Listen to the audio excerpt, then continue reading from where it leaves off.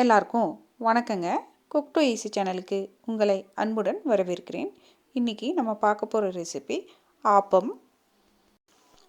ஆப்பம் செய்வதற்கு தேவையான பொருட்கள்: ஒரு கப் அளவுக்கு பச்சரிசி, ஒரு கப் அளவுக்கு இட்லி அரிசி, எந்த கப்பில் அரிசியை நீங்கள் அளந்தீங்களோ அதே கப்பில் கப் அளவுக்கு உளுந்து, ஒரு டீஸ்பூன் அளவுக்கு வெந்தயம். இது நாளையும் நல்லா அலசிட்டு ஒரு 4 மணி நேரம் ஊற வச்சுக்குங்க. ஆப்பத்துக்கு மாவு நம்ம 2-3 முறையில் தயாரிக்கலாங்க. இங்கே நான் சாதத்தை வச்சு எப்படி இந்த ஆப்ப மாவு ரெடி பண்ணலான்னு நான் உங்களுக்கு சொல்கிறேன். 4 மணி நேரத்துக்கு அப்புறமா நம்ம கிரைண்டரில் ஒரு கப் அளவுக்கு வடித்த சாதங்க, எந்த கப்பில் நம்ம அரிசி அளந்தோமோ அதே கப்பில் சாதமும் நீங்கள் எடுத்துக்கோங்க. இந்த வடித்த சாதத்தை போட்டு ஃபஸ்ட்டு கிரைண்டரில் நல்லா மைய அரைச்சி எடுத்துக்கிறோம். அதுக்கப்புறமா நம்ம ஊற வச்சு வச்சுருக்க மற்ற பொருட்களை இந்த சாதத்தோடு சேர்த்து நல்லா அரைச்சி பேஸ்ட் மாதிரி நல்லா மைய அரைச்சி எடுத்துக்கணுங்க. பாருங்கள், நம்மளுடைய ஆப்ப மாவு நல்லா மைய அரைஞ்சி ரெடி ஆயிடுச்சுங்க. இப்படி அரைச்சி எடுத்துருக்க இந்த ஆப்ப மாவை குறைஞ்சது 12லேருந்து 14 மணி நேரம் நம்ம நல்லா புளிக்க வைக்க போகிறோம்.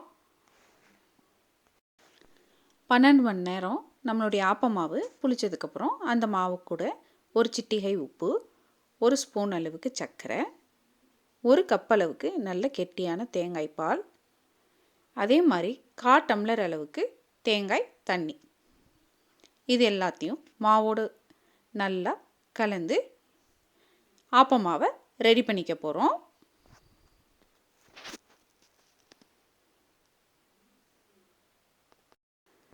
தோசை மாவை விட கொஞ்சம் தண்ணியாக இருக்கணும். இதுதான் ஆப்ப மாவு பதம். பாருங்கள், இது மாதிரி ஆப்ப மாவை கரைச்சி வச்சுக்கோங்க. இப்போ கடாயில் ஆப்பச்சட்டியை வச்சு நல்லா சூடு பண்ணிக்கிங்க. ஆப்பச்சட்டி சூடானதுக்கப்புறமா ஆப்ப மாவு அதில் விட்டு நல்லா சட்டியோட எல்லா பகுதிகளுக்கும் அந்த ஆப்ப மாவு பரவற மாதிரி சுற்றி விட்டு மூடி போட்டு 2 நிமிஷம் ஆவியில் வேக விட்டு எடுத்தோம்னா நம்மளுடைய ஆப்பம் ரெடிங்க. ஆப்பத்துக்கு சைட் டிஷ்ஷுன்னு பார்த்தீங்கன்னா தேங்காய் பால், இல்லாட்டி வெஜ் குருமா, அதே மாதிரி சிக்கன் கிரேவி, மட்டன் கிரேவி, பாயா, இது மாதிரி என்னன்னாலும் நீங்கள் வச்சு சாப்பிட்லாம். அதே மாதிரி ஆப்பத்தோட நம்ம பிளெயின் ஆப்பமாக சுடாமல் அது கூட முட்டை ஆப்பம், கொத்துக்கறி ஆப்பம், இது மாதிரி டிஃப்ரெண்ட் டைப்ஸ் ஆஃப் ஆப்பமும் நம்ம சுடலாங்க.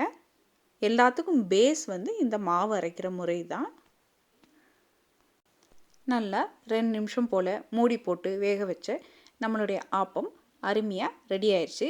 சைடில் ஒட்டாமல் அழகாக நம்மளுடைய ஆப்பம் வருங்க.